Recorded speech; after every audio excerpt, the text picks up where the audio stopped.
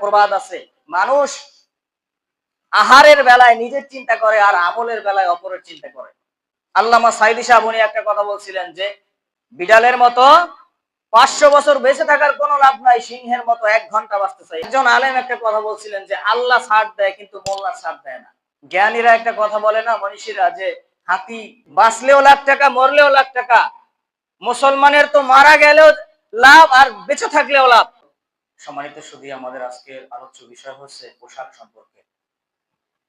তো এই পোশাকের ব্যাপারে আল্লাহ পাক রব্বুল আলামিন পবিত্র কালামে মাজিদের সূরা আ'রাফের 26 নম্বর আয়াতে তিনি বলেন, যে আয়াত আমি তেলাওয়াত করেছি, যে হে বনি আদম, আদমের সন্তান, তোমাদের জন্য আমি পোশাক অবতীর্ণ করেছি। আল্লাহ তাআলা আমাদের জন্য কি করছেন? পোশাক পাঠিয়েছেন। কেন পাঠিয়েছেন? এর অনেক উদ্দেশ্য আছে।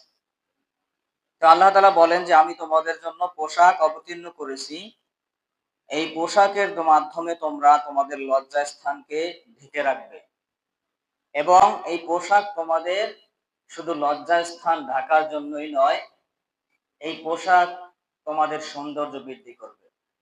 পোশাক মানুষের সৌন্দর্য বৃদ্ধি করে না? একটা ছেঁড়া কাটা সেলাই করা অপরিষ্কার নোংরা ময়লাযুক্ত একটা পোশাক যদি পরে কেউ, তার কি সম্মান বাড়ে নাকি কমে? কমে না? ঠিক তেমনই সুন্দর সুসজ্জিত কারুকার্য করা একটা পোশাক যদি কেউ পরে, তার সম্মান আমাদের কাছে ঠিক তেমনই বৃদ্ধি পায়। তো এই পোশাক লজ্জাস্থান ঢেকে রাখবে এবং তোমাদের সৌন্দর্য বৃদ্ধি করবে। আল্লাহ তাআলা বলেন, তবে তাকওয়ার পোশাকটাই হলো সর্বোত্তম পোশাক। সুবহানাল্লাহ। আর তাকওয়ার পোশাক মানে কি? আল্লাহ তাআলার ভয়। এই পোশাকের মাধ্যমেও আমরা আল্লাহ তাআলার ভয় অর্জন করতে পারি। কেমন করে?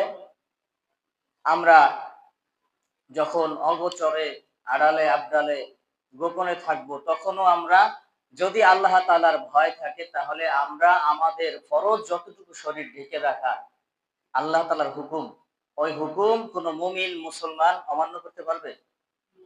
পারবে বলেন? পারবে না। মুসলমান, মুমিন মুসলমান, একজন ইমানদার ব্যক্তি, সে যখন ইস্তেনজায় যাবে,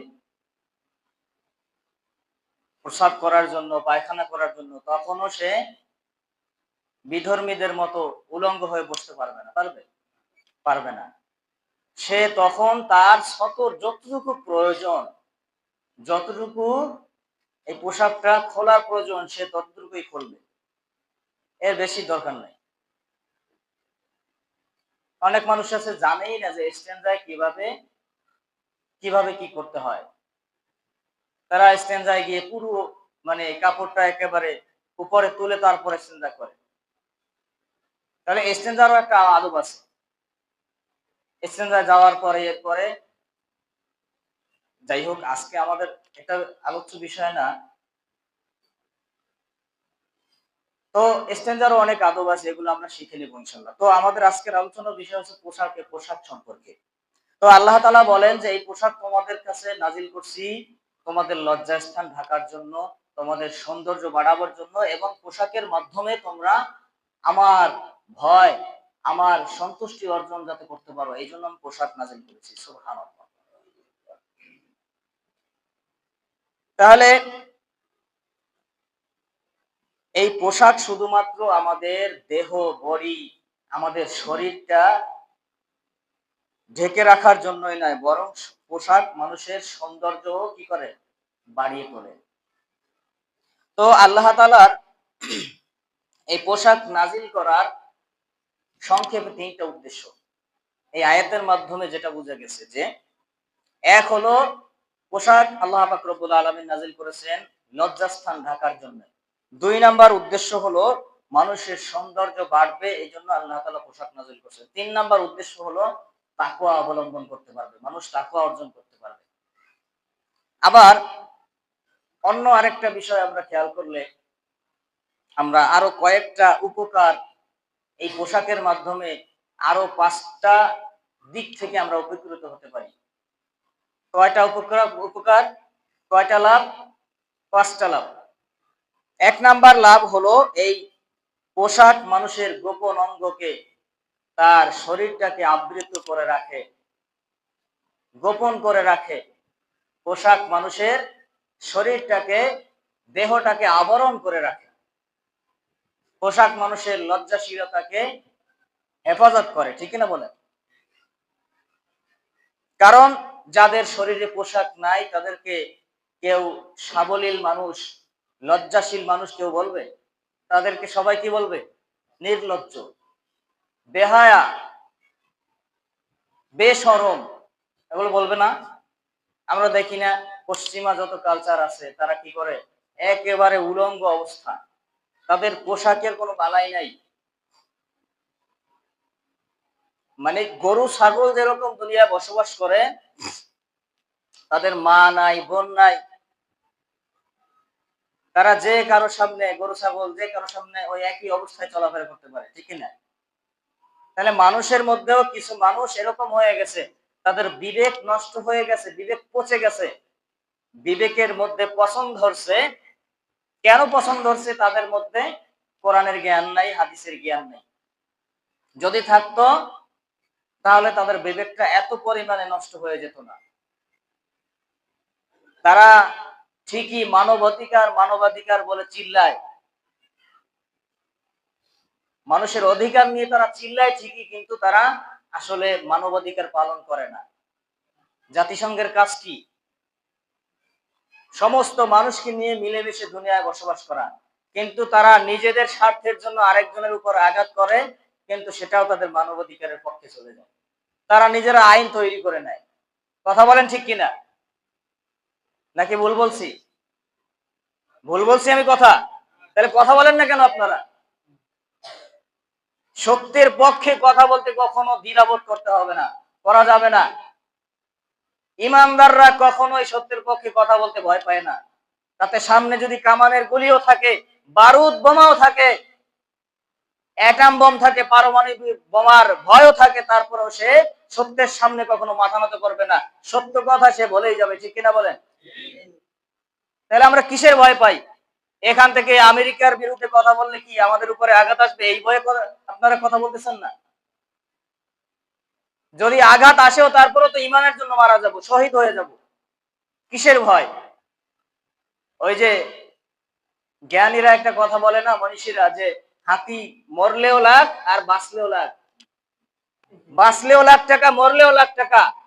মুসলমানের তো মারা গেলেও লাভ আর বেঁচে থাকলেও লাভ। যদি সে বিধর্মীদের বিরুদ্ধে, ইসলামের বিপক্ষে যারা অবস্থান নিয়েছে তাদের সাথে যদি যুদ্ধ করে, তাদের বিপক্ষে যদি যুদ্ধে অংশগ্রহণ করতে পারে, তাহলে সে যদি মারা যায় সে শহীদ হয়ে জান্নাতে চলে যাবে, বিনা হিসাবে জান্নাতে চলে যাবে। আর যদি সে বেঁচে থাকে গাজী হয়ে, তার বীরত্বের সাথে সে বেঁচে থাকবে, ঠিক কিনা বলেন? তাহলে মুসলমানের কোনো পরাজয় নাই, সে হয় জিতবে না শিখবে। কিসের ভয় করি আমরা? আল্লামা সাইদি সাহেব উনি একটা কথা বলছিলেন যে বিড়ালের মতো 500 বছর বেঁচে থাকার কোনো লাভ নাই, সিংহের মতো 1 ঘন্টা বাঁচতে চাই, এই কথা উনি বলছিলেন। কিন্তু ওনার কথা বললে তো অনেকের খারাপ লাগে। দুনিয়ার মানুষের খারাপ লাগতেই পারে, আল্লাহ তাআলা যদি ভালো পায়, ভালোবাসেন, কেউ কিছু করতে পারবে না। পারবে? কিছু করতে পারবে না। আমরা হাজারো মানুষ, কোটি কোটি মানুষ মিলেও যদি আল্লামা সাইদের বিরুদ্ধে কথা বলি, তারপরেও মানুষের হৃদয় থেকে, আল্লাহ তাআলার ভালোবাসা থেকে এক চুল পরিমাণ কেউ দূরে সরাতে পারবে না। পারবে? পারবে না। এই ভালোবাসা আল্লাহর রহমতের পক্ষ থেকে তিনি অর্জন করে গেছেন। এটা কেউ ক্ষুণ্ণ করতে পারবে না, এটাকে কেউ মলিন করতে পারবে না।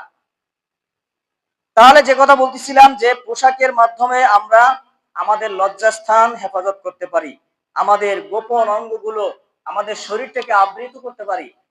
2 নাম্বার আমাদের লাভ হলো এই পোশাক আমাদেরকে আরাম দেয়, কমফোর্ট ফিল করায়। পোশাক পরলে আমরা আরাম বোধ করি, ঠিক কিনা বলেন? অনেক সময় দেখা যায় যে এমন পোশাক পরছে যে শরীরে গরম লাগতেছে, বা শীতের সময় এমন পোশাক পরছে শরীরে ঠান্ডা লাগতেছে, কষ্ট হইতেছে। তাহলে ওই টাইমে শীতের জন্য মোটা পোশাক আমাদের জন্য আরামের, ঠিক কিনা? আর গরমের দিনে আমাদের শরীরের জন্য পাতলা পোশাক আমাদের জন্য আরামদায়ক। তাহলে পোশাক মানুষকে কি করে? আরাম দেয়, শান্তি দেয়, কমফোর্ট ফিল করায়। 3 নাম্বার লাভ হলো এই পোশাক মানুষের সৌন্দর্য বৃদ্ধি করে। কি করে? সৌন্দর্য বৃদ্ধি করে। ওই যে একটু আগে বলছি। 4 নাম্বার লাভ হলো এই পোশাক মানুষের সম্মান বাড়িয়ে দেয়। মানুষের যেরকম সৌন্দর্য বৃদ্ধি করে দেয়, ঠিক তেমনই পোশাক মানুষের কি করে? সম্মান বাড়িয়ে দেয়। আপনি যদি দেখেন একজন ব্যক্তি সিভিল পোশাকে আসছে, সাধারণ পোশাকে, কিন্তু তার একটা সাইটে পুলিশ লেখা, প্রশাসনের যে কোনো একটা সিলমোহর লাগানো আছে, তাকে আমরা সম্মান করব কিনা? সম্মান করব না? সম্মান করতে বাধ্য। কেন? সে একজন উপরস্থ কর্মচারী, সে একজন গভর্নমেন্টের লোক। এই জন্য আমরা তাকে সম্মান করব। কেন? ওই যে পোশাকের সাথে তার একটা সিল আছে, এটাও তার পোশাকের অন্তর্ভুক্ত। পুলিশের পোশাক যদি দেখি, তাকে আমরা স্যালুট জানাই, আর্মি, বিডিআর, র্যাব ইত্যাদি। তাহলে সম্মানিত ব্যক্তিদের পোশাকের ধরনও আলাদা থাকে। পোশাকের কারণে মানুষের সম্মান বৃদ্ধি পায়। তাহলে এই গেল 4টা। 5 নাম্বার লাভ হলো পোশাকের মাধ্যমে তাকওয়া আমরা গ্রহণ করতে পারি। তাহলে এই গেল আমাদের 5টা লাভ। তাহলে এই যে পোশাকের মাধ্যমে আমরা এই 5টা লাভ আমরা গ্রহণ করতে পারি। আল্লাহ পাক রব্বুল আলামিন সূরা আরাফের 31 নম্বর আয়াতে আবার বলেন যে, হে আদম সন্তান, তোমরা প্রত্যেক নামাজের আগে তোমাদের সৌন্দর্য গ্রহণ করো। তাহলে এখানে সৌন্দর্য বলতে কি বুঝিয়েছেন আল্লাহ তাআলা?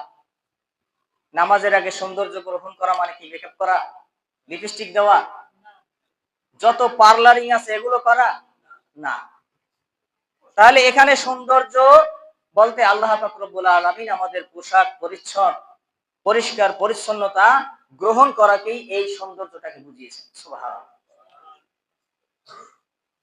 তাহলে নামাজের আগে আমরা ওযু করব, যত পরিষ্কার পরিচ্ছন্নতাই থাকি না কেন, আমরা পবিত্র থাকি না কেন, আমরা কি বলে যে বিভিন্ন উপায়ে আমরা পরিষ্কার পরিচ্ছন্ন আছি, সাজসজ্জায় সজ্জিত আছি, তারপরেও নামাজের আগে ওযু যদি না থাকে, আমাদের ওযু করা লাগে কিনা? তাহলে আল্লাহ তাআলা দেখেন এই ওযুর মাধ্যমেও মানুষের কি সৌন্দর্য বাড়িয়ে দিবেন। সুবহানাল্লাহ। রাসূল সাল্লাল্লাহু আলাইহি ওয়াসাল্লাম বলেন, যে ব্যক্তি ওযু করবে, কিয়ামতের দিন আল্লাহ পাক রব্বুল আলামিনের পক্ষ থেকে ওই ব্যক্তির ওযুর অঙ্গগুলো চমকাইতে থাকবে, ঝলমল করতে থাকবে, নূরে নূরান্বিত হয়ে যাবে। সুবহানাল্লাহ। আম্মা জান আয়েশা সিদ্দিকা রাদিয়াল্লাহু তাআলা আনহা, তিনি একদিন জিজ্ঞেস করছিলেন, ইয়া রাসূলুল্লাহ, কিয়ামতের দিন তো দুনিয়ায় যত মানুষ আগমন করছেন এবং করবেন, কিয়ামত পর্যন্ত, কিয়ামতের আগ পর্যন্ত সব মানুষ একত্রিত থাকবে, আপনি আপনার উম্মতদেরকে কিভাবে চিনবেন, কিভাবে বুঝবেন, কিভাবে তাদের খোঁজ নিবেন? রাসূল পাক সাল্লাল্লাহু আলাইহি সাল্লাম বলেন যে, হে আয়েশা, যদি কোনো একটা মাঠের মধ্যে অনেকগুলো উট বা ঘোড়া থাকে, আর ওই ঘোড়ার মধ্যে, উটের মধ্যে যদি কয়েকটা ঘোড়ার মধ্যে, সামান্য কয়েকটা ঘোড়ার মধ্যে কপালের মধ্যে চাঁদ আঁকা থাকে, চন্দ্র আঁকা থাকে, চাঁদ তারা আঁকা থাকে, অথবা ওই ঘোড়ার কপালগুলো চমকাইতে থাকে, ওই ঘোড়াগুলো তুমি সহজে চিনতে পারবে কিনা? তিনি বললেন, হ্যাঁ অবশ্যই পারবো, খুব সহজ, তাড়াতাড়ি আমি এগুলোকে বেছে নিতে পারবো।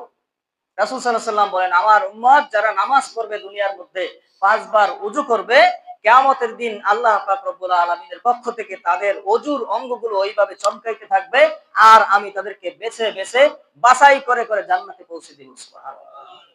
তাহলে এই জন্য আমাদের নামাজ থেকে দূরে থাকলে আমাদের হাত পা গুলো চমকাইতে থাকবে, ঠিক কিনা বলেন? হ্যাঁ, যারা নামাজ থেকে দূরে সরে যায়, ওযু থেকে দূরে সরে যায়, ইসলামের কাজ থেকে দূরে সরে যায়, তারা তাড়াতাড়ি জান্নাতে যাবে। এই জন্যই তো তারা মসজিদ থেকে দূরে গেছে। আমাদের আগে আগে জান্নাতে যাইবে না, আর নামাজি ব্যক্তিদেরকে কষ্ট দিলে তারা তাড়াতাড়ি জান্নাতে যাইতে পারবে। তাহলে আল্লাহ পাক রব্বুল আলামিন সূরা আরাফের 31 নম্বর আয়াতে আমাদেরকে বললেন, তোমরা নামাজের আগে সৌন্দর্য গ্রহণ করো, আর সৌন্দর্য গ্রহণ করে তোমরা কি করো? নামাজ পড়ো। তাহলে এখান থেকে আমাদের শিক্ষা হলো যে পরিষ্কার পরিচ্ছন্ন পোশাক, সুন্দর পোশাক, ইসলামে যেটা বলছে এরকমের সাবলীল পোশাক, নিয়ন্ত্রিত পোশাক আমাদের কি করতে হবে? গ্রহণ করতে হবে। এমন পোশাক নয় যেটা অনিয়ন্ত্রিত, অসাবলীল, এরকম কোন পোশাক পরা যাবে না। আমরা অনেক সময় দেখা যায় যে বলি যে পোশাক অমুকে এই ধরনের পোশাক পরছে, তমুকে এই ধরনের পোশাক পরছে। আসলে পোশাক পোশাক কিরকম হতে হবে? পোশাকের মধ্যে সুন্নতি পোশাকও আছে, আবার সুন্নাত ছাড়া যেটা জায়েজ, আল্লাহ তাআলা কোনো সীমারেখা দিয়ে দেন নাই, এরকম পোশাকও পরতে পারবে। আমরা তো ভেদাভেদ করি, আমরা ভাগাভাগি করে ফেলি। সমস্যা এই জন্য, মুসলমানরা এই জন্য মার খায়, একত্রিত না থাকার কারণে এই জন্য মুসলমানরা মার খায়। পোশাকের কারণে আমরা আলাদা, টুপির কারণে আলাদা, পাঞ্জাবির কারণে, বিভিন্ন পোশাকের কারণে আমরা আলাদা হয়ে গেছি। কিন্তু এইভাবে তো আলাদা হওয়া উচিত ছিল না। কারণ পুরুষের সতর হলো নাভি থেকে হাঁটুর নিচ পর্যন্ত, নাভি থেকে হাঁটুর সামান্য নিচ পর্যন্ত, এটা হলো পুরুষের জন্য সতর, মানে ফরজ, ঢেকে রাখা। তাহলে একজন পুরুষ মানুষ সে এভাবে থাকতে পারবে। তবে তার যদি একটু সংকোচ বোধ হয়, তাহলে সে আরো বড় সড়ো পোশাক পরতে পারবে। মুসলমানের জন্য সে এমন পোশাক পরতে পারবে, আল্লাহ তাআলা সহজ করে দিয়েছেন। আমরা তো কঠিন করি। আসলে সমস্যা আমাদের, আমরা কঠিন করি, আস্তে আস্তে টানতে টানতে টানতে টানতে পেঁচাইতে পেঁচাইতে একেবারে সংকীর্ণ করে ফেলি। সমস্যা আমাদের মধ্যে। একজন আলেম একটা কথা বলছিলেন যে আল্লাহ ছাড় দেয় কিন্তু মোল্লা ছাড় দেয় না। কথাটা কি বুঝতে পারছেন? আল্লাহ ছাড় দেয় মানুষকে, আপনি দাঁড়াই নামাজ পড়বেন ফরজ, দাঁড়াই নামাজ পড়া কি ফরজ, দাঁড়াতে পারবেন না বসে পড়েন। আল্লাহ ছাড় দিছি কতখানি, দেখেন দাঁড়ানো লাগবে, দাঁড়ানোটা ফরজ, কিন্তু দাঁড়াইতে পারতেছেন না বসে পড়েন। আল্লাহ তাআলা হুকুম দিয়ে দিয়েছে, আপনাকে ছাড় দিয়ে দিয়েছে, রুখসত করে দিয়েছে। বসে পারবেন না শুয়ে পড়েন, শুয়ে শুয়ে নামাজ পড়েন, শুয়ে শুয়ে পারবেন না ইশারা ইশারা নামাজ পড়েন। তাহলে আল্লাহ তাআলা দেখেন দাঁড়ানোটা ফরজ, সেখান থেকে কোথায় আপনাকে পাঠিয়ে দিয়েছে? আপনার অসুবিধার কারণে। তাহলে আমরা কি করি? ওই যে আল্লাহ ছাড় দেয় কিন্তু মোল্লা ছাড় দেয় না। আল্লাহ তাআলা ফরজ করে দিয়েছেন কোত্থেকে? নাভি থেকে হাঁটুর নিচ পর্যন্ত। এর মধ্যে আপনি যে কোনো ধরনের পোশাক পরতে পারবেন, তবে পুরুষের পোশাক নারীদের সাথে সামঞ্জস্যপূর্ণ হবে না, এবং মুসলমানের পোশাক বিধর্মীদের সাথে কোনো সামঞ্জস্যপূর্ণ হবে না। বিধর্মীদের সাথে মুসলমানের পোশাকের ড্রেস আপ মিলতে পারবে না, এবং নারীর পোশাক পুরুষের সাথে পুরুষের পোশাক নারীর মতো হতে পারবে না। তাহলে সে যে কোনো পোশাক পরতে পারবে। আল্লাহ তাআলা সহজ করে দিয়েছেন, আমরা কঠিন করি। আমরা কঠিন করি না? অমুকে এই পোশাক পরলো কেন, তমুকে এই পোশাক পরলো কেন, তার আকীদা ভালো না, তার ঈমান নাই, তার এই নাই সেই নাই। আরে তার ঈমান আছে না না আছে, আমার ঈমান আছে কিনা এটাকে প্রশ্ন করি নিজেকে। পোশাকের মধ্য দিয়ে, আমলের মধ্য দিয়ে মানুষকে আলাদা করে ফেলি। আকীদা, তার আকীদা নাই, এই নাই সেই নাই। আমরা মানুষের বিবেচনা করি আগে, নিজের বিবেচনা করি না। এজন্য একটা প্রবাদ আছে, মানুষ আহারের বেলায় নিজের চিন্তা করে আর আমলের বেলায় অপরের চিন্তা করে। এই কথাটা আসলেই বাস্তব। আহার মানে কি? খাবার। খাওয়ানোর সময় আগে নিজে খাইতে পারি কিনা এই চিন্তা করে, আর আমলের বেলায় অপরে করছে কিনা, নিজে করে না এসে খবর নাই, নিজে করে না এটার কোনো খবর নাই, চিন্তা নাই। আরেকজনে করছে না না করছে, আরেকজনে এই আমলটা করছে কি না করছে এই চিন্তা করে। আরেকজনের জন্য ঘুম হারাম, অথচ অন্যের জন্য যে সময়টা আমরা ব্যয় করতেছি করি, এই সময়টা যদি নিজের জন্য ব্যয় করতাম তাহলে নিজের জীবনটা আরো উন্নত করতে পারতাম। কথা বলেন ঠিক কিনা? অপরের জন্য যে সময়টা আমরা ব্যয় করি, যে মুহূর্তটা আমরা ব্যয় করি, অপচয় করি, এই সময়টা নিজের জন্য, নিজের জীবনের জন্য প্রয়োগ করলে, ব্যয় করলে নিজের জীবনে আরো অনেক সফলতা, অনেক উন্নতি আমরা করতে পারতাম। ঠিক কিনা বলেন? তাই অপরের জন্য সময় ব্যয় করার চাইতে নিজের জীবনের জন্য সময় ব্যয় করেন। নিজের ভুল ত্রুটি কি আছে না আছে এটা খোঁজার চেষ্টা করেন, নিজেকে সংশোধন করে আল্লাহর সাথে কানেক্ট করার চেষ্টা করেন, তাহলেই সফলতা, তাহলেই সাকসেস। তাহলে আমরা কি করব না? আল্লাহ তাআলা যতটা ছাড় দিয়েছেন, রুখসত দিয়েছেন, এটা নিয়ে আমরা কখনো বাড়াবাড়ি করব না। পুরুষের জন্য নাভি থেকে হাঁটু পর্যন্ত ফরজ, এছাড়া সে যে কোনো পোশাক পরতে পারবে। রাসূল পাক সাল্লাল্লাহু আলাইহি ওয়াসাল্লাম তিনি কি করতেন? তিনি কখনোই বুক খোলা রাখতেন না। নাভি থেকে হাঁটু পর্যন্ত ফরজ ঠিক আছে, কিন্তু তার মধ্যেও একটা সামঞ্জস্যতা আছে। রাসূল সাল্লাল্লাহু আলাইহি সাল্লামের সিনা মুবারক বেশিরভাগ সময় ঢেকে রাখতেন। রাসূল সাল্লাল্লাহু আলাইহি সাল্লামের এত পরিমাণে লজ্জা ছিল, শরম, হায়া ছিল যে কুমারী মেয়ের চাইতেও রাসূল সাল্লাল্লাহু আলাইহি সাল্লামের লজ্জা অধিক পরিমাণে বেশি ছিল। সুবহানাল্লাহ। তিনি বেশিরভাগ সময় বুকটা, সিনাটাকে ঢেকে রাখতেন।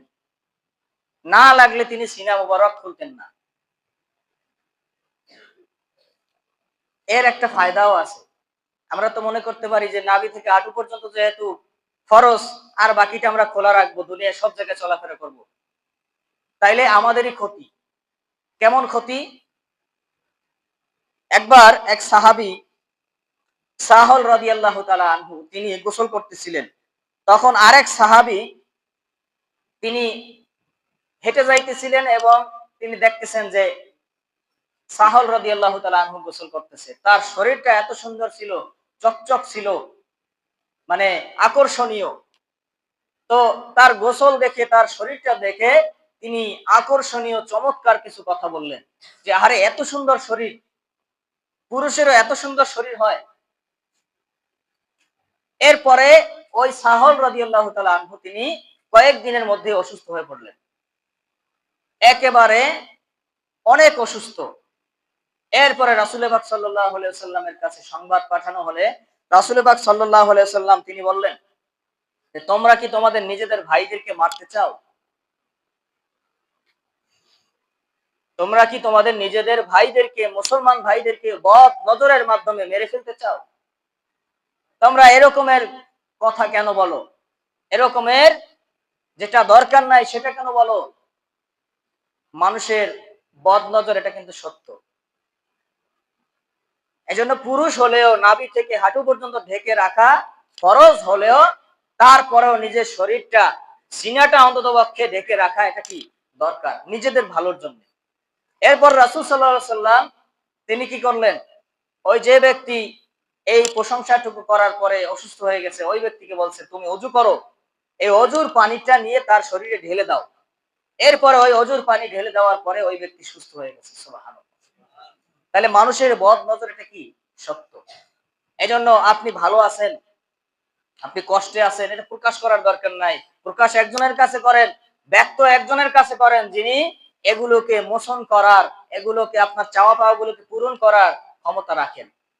আমরা তো নিজেদের চাহিদা, চাওয়া পাওয়া, কষ্ট, দুঃখ এগুলো আল্লাহর কাছে শেয়ার করার আগে মানুষের কাছে শেয়ার করি। ফেসবুকে শেয়ার, ইউটিউবে শেয়ার, টিকটকে শেয়ার, বিভিন্ন জায়গায়। তো সবার আগে সর্বাগ্রে শেয়ার করার কথা ছিল, ব্যক্ত করার কথা ছিল কার কাছে? আল্লাহর কাছে। কারণ আল্লাহ ছাড়া তো মানুষ এটা পরিবর্তন করতে পারে না, পারে? মানুষ কোনো ক্ষমতা রাখে না পরিবর্তন করার। তাহলে আমাদের ভালো মন্দ এগুলো শেয়ার করব সবার আগে আল্লাহ তাআলার কাছে। তো যে কথা বলতেছিলাম যে এই বদনজর এটা কিন্তু আসলে সত্য। তাহলে পুরুষের নাভি থেকে হাঁটু পর্যন্ত সতর হলেও আমরা চেষ্টা করব আমাদের পুরো শরীরটাকে আবৃত করে রাখার যতটুকু দরকার। এরপরে আমরা অনেক সময় দেখা যায় যে পুরুষ মানুষ আমরা পোশাক পরি এমন ভাবে নিচু করে পরি, পায়ের গোড়ালি টাকনুর নিচ পর্যন্ত চলে যায় আমাদের পোশাক, আমাদের কাপড়, লুঙ্গি, পাজামা। রাস্তা দিয়ে হাঁটলে ওখানে আর ঝাড়ু দেওয়া লাগে না, রাস্তা এমনি এমনি পরিষ্কার হয়ে যায়। কথা বলেন ঠিক কিনা? তাহলে এই যে আমরা যারা লুঙ্গি, পাজামা, পোশাক, কাপড় গুলো টাকনুর নিচ পর্যন্ত নামিয়ে পড়ি, আমাদেরকে কি এই ঝাড়ু দেওয়ার দায়িত্ব দেওয়া হয়েছে নাকি? আমরা যতই সমাজের উন্নয়নমূলক এটার দ্বারা সমাজ পরিষ্কার করি, ময়লা আবর্জনা আমাদের লুঙ্গির দ্বারা, কাপড়ের দ্বারা পরিষ্কার করি না কেন, এতে কিন্তু আমাদেরই ক্ষতি হইতেছে। কার ক্ষতি হইতেছে? আমাদেরই ক্ষতি হইতেছে। কেন? মেডিকেল সায়েন্স, আধুনিক মেডিকেল সায়েন্স তারা বলতেছেন যে পুরুষ মানুষ তারা যদি এই যে পায়ের গোড়ালি, টাকনু, গিরা এটার নিচে পোশাক নামিয়ে পড়ে, ওখানে যদি আলো বাতাস না লাগে, তাহলে তার বীর্যের মধ্যে স্পার্ম সংখ্যা, বীর্যের মধ্যে যে কিট গুলো থাকে যেগুলোর মাধ্যমে সন্তান জন্ম হয়, ভূমিষ্ঠ হয়, ওই সন্তান জন্ম দেওয়ার ক্ষমতা তার আস্তে আস্তে কমে যাবে, তার বীর্য থেকে স্পার্ম গুলো কমে যাবে।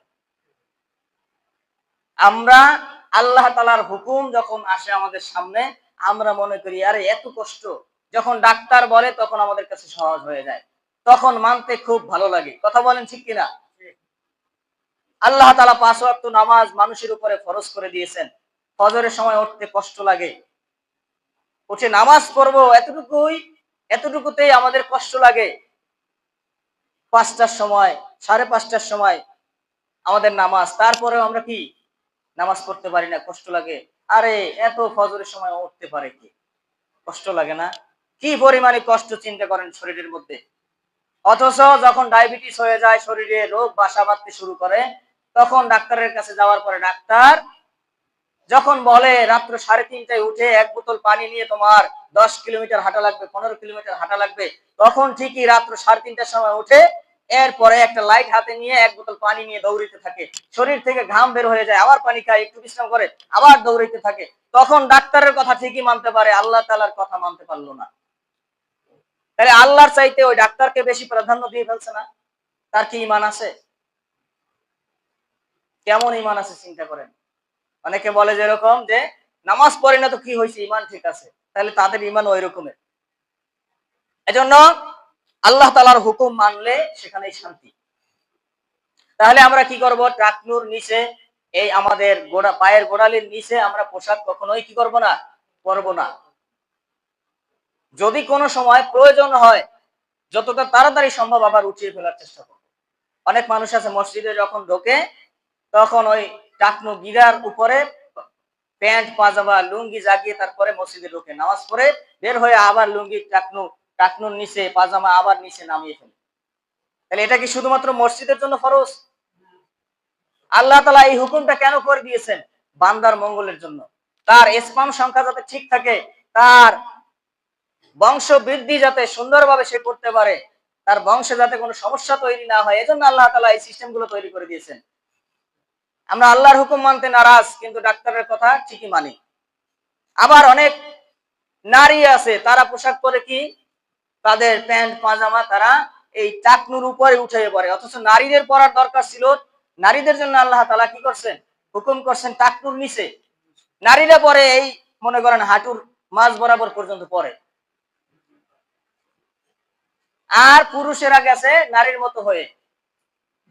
মানে এমন একটা সমাজে আমরা বসবাস করতেছি, নারীরা বেশভূষা ধারণ করতেছে পুরুষের, আর পুরুষরা নারী হয়ে যাইতেছে। এই যে দেখেন না মাঝে মধ্যে, এই যে কয়েক বছর আগে দেখা গেছিল শরীফ থেকে শরীফ হয়ে গেছে, কি বলে আমি মনে মনে মেয়ে, একটা পুরুষ মানুষ, আস্ত একটা পুরুষ মানুষ, হ্যাঁ সে বলে কি আমি ভিতরে ভিতরে মেয়ে মেয়ে অনুভব করতেছি, নাউজুবিল্লাহ। আবার কিছু মেয়ে আছে তারা বলে আমি পুরুষ। চিন্তা করেন কোন গজবের জামানায় আমরা এসে পৌঁছে গেছি। পশ্চিমা কালচারের ওই সমস্ত জায়গায় তাদের সন্তানদের এর থেকেও ভয়ঙ্কর অবস্থা।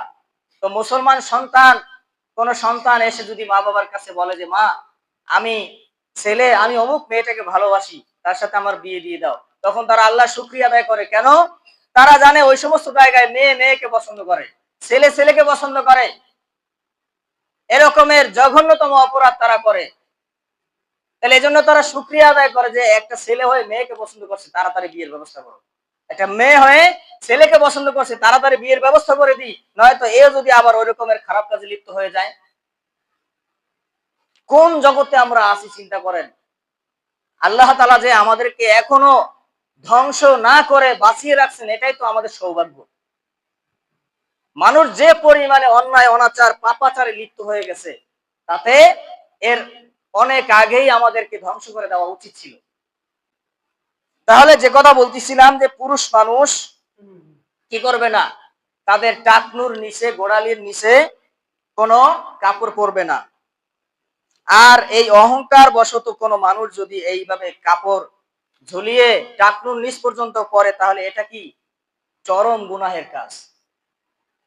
এটা তো কোনো বিবেকবান মানুষ, একজন শিক্ষিত মানুষ, সাবলীল মানুষ, সে তো এরকম টাকনুর নিচে পাজামা লুঙ্গি পাজামা কাপড় পরতে পারে না, পরে না। যারা গ্রামের ভাষায় একটা কথা বলে যে মাল্লা বলে না, উচ্ছৃঙ্খল যারা, তারাই শুধুমাত্র এগুলো এই ধরনের পোশাক পরে, টাকনুর নিচে নামিয়ে পরে। আবার চুল রাখে এমন চুল মানে রাজা মুরগির মতো, এখান থেকে ছাটে ওখান থেকে ছাটে, আবার কি করে মানে বেলেট দিয়ে না কি দিয়ে যেন আবার দাগ দেয়, কি একটা অবস্থা। মানে তারা অনুসরণ করে বিধর্মীদেরকে, ওই অমুক খেলোয়াড়, অমুক গায়িকা নায়িকা, অমুক সিনেমার নায়ক নায়িকা, তারা কিভাবে তাদের শরীরের উপরে স্ট্রাকচার তৈরি করে, ট্যাটু লাগায়, চুল কিভাবে কাটে, কিভাবে পোশাক পরে, কিভাবে ব্রেসলেট পরে, কিভাবে চেইন লাগায় ইত্যাদি সবগুলো ফলো করে। অথচ আল্লাহ রাসূল সাল্লাল্লাহু আলাইহি ওয়াসাল্লাম বলেন যে মানুষ যার অনুসরণ করবে, যাকে ফলো করবে, যাকে ফলো করবে, অনুসরণ করবে, অনুকরণ করবে, যাকে মানবে, তার সাথেই তার কিয়ামতের দিন দেখা হবে। সে যদি জাহান্নামে যায়, সেও জাহান্নামে চলে যাবে, নাউজুবিল্লাহ। তাহলে আমরা যদি রাসূল সাল্লাল্লাহু আলাইহি ওয়াসাল্লামকে ফলো করি, আলেম ওলামাদেরকে ফলো করি, আলেম ওলামাদেরকে ফলো করা মানে রাসূল সাল্লাল্লাহু আলাইহি ওয়াসাল্লামের আদর্শকে ফলো করা। রাসূল সাল্লাল্লাহু আলাইহি ওয়াসাল্লামের আদর্শকে যদি আমরা ফলো করি, তাহলে আমরা কি জান্নাতে যাব নাকি জাহান্নামে যাব? আর যারা জান্নাতেও যেতে চায়, আবার ওই বিধর্মীদেরকে ফলো করে, অনুসরণ করে, অনুকরণ করে, তাদের জীবনের সাথে মিলায় বিধর্মীদের, তারা কোথায় যাবে?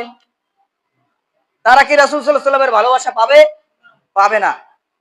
তাহলে অহংকার বশত আমরা কোনো পোশাক, কোনো কিছু ব্যবহার করতে পারবো না। আল্লাহ পাক রব্বুল আলামিন সূরা লোকমানের 18 নম্বর আয়াতে তিনি বলেন যে পৃথিবীতে তোমরা অহংকার বা দম্ভ করে চলাফেরা করো না, তোমরা অহংকার করো না, দাম্ভিকতা দেখিও না, বড়াই করো না। আল্লাহ পাক রব্বুল আলামিন অহংকারীদেরকে পছন্দ করেন না। তাহলে আল্লাহ তাআলা অহংকারী ব্যক্তিদেরকে কি করেন না? পছন্দ করেন না। আমরা তো কত জিনিস নিয়ে অহংকার করি, পোশাক নিয়ে অহংকার করি, সন্তানদের নিয়ে অহংকার করি, একটা জিনিস থাকলে এটা নিয়ে অহংকার করি, আরেকজনের নাই তাকে তুচ্ছ তাচ্ছিল্য করি। এরকম কত বিষয় আছে, বলতে গেলে অনেক সময় লাগে। তাহলে আমরা এই যে পোশাক, এই হাঁটুর নিচে, পায়ের গোড়ালির নিচে আমরা যদি নামিয়ে পড়ি, এটাও কি অহংকার?